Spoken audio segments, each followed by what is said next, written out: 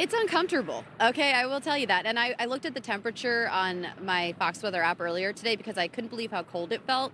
And this is coming from someone who's in Syracuse, 0-degree wind chill weather a week ago. Yeah, a week ago. And it felt similarly, but maybe I'm just out of practice because I've had a few days back at home and now we're back in the action. But yes, we started early this morning when it was still dark. Different security crew.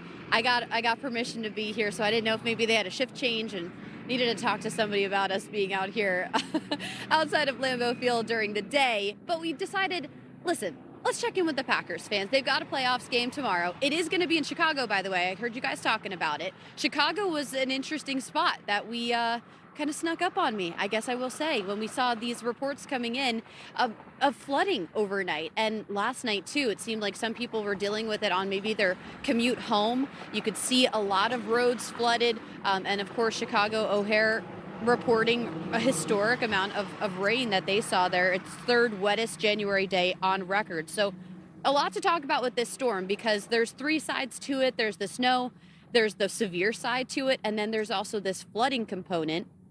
We intended to cover the snowy side, and we've ended up covering a bit of rain.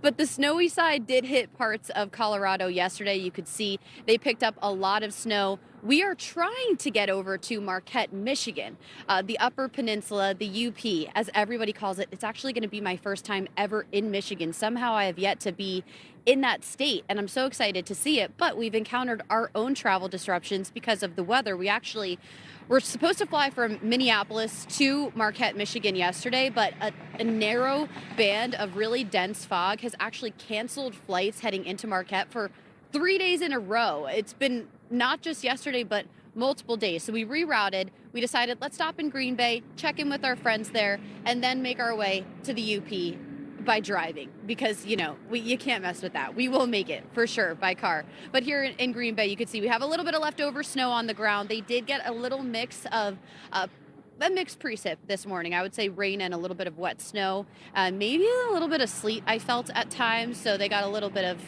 a little bit of everything mixed back here in Green Bay, guys. That's that trail mix bag that has like the raisins and the cherries and the peanuts. What I like is the trail mix of... Nobody wants the raisins. Nobody wants the raisins. There's one that Trader Joe's has. It's just chocolate and then mixed nuts.